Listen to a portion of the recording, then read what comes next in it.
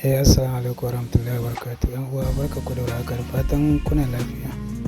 Idan yau ne farkon zuwan ka wannan channel namu mai albarka, to muna roƙon da ka danna mana ƙararrawar sanarwa saboda zarar mun ɗora sabbin fina-finai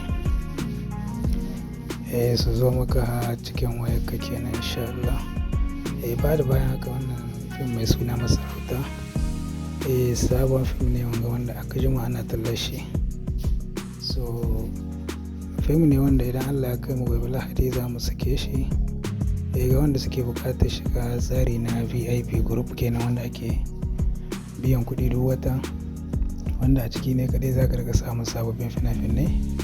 Duba da yadda YouTube suka ɗauki mataki ba su bari ana ɗora fina-finai a channel, idan ka ɗora ma suna shaye ma channel ka. To dalilin haka ya sa muka buɗe sabon tsari na VIP group.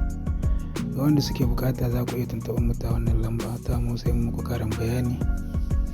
Daga masu bukata guda kuma za ku iya tuntuɓar mu sai mu muku karin bayanin ta yadda za ku riga samun sababbin fina-finai a kowane wani lokaci a kowace ƙasa kake cikin faɗin duniya.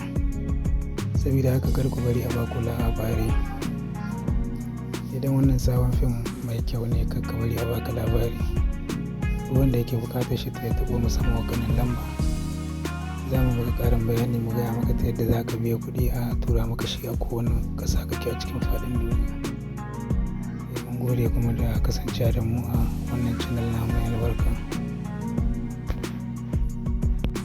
Ba da bayan haka kuma ga masu harkar downloading ko su ma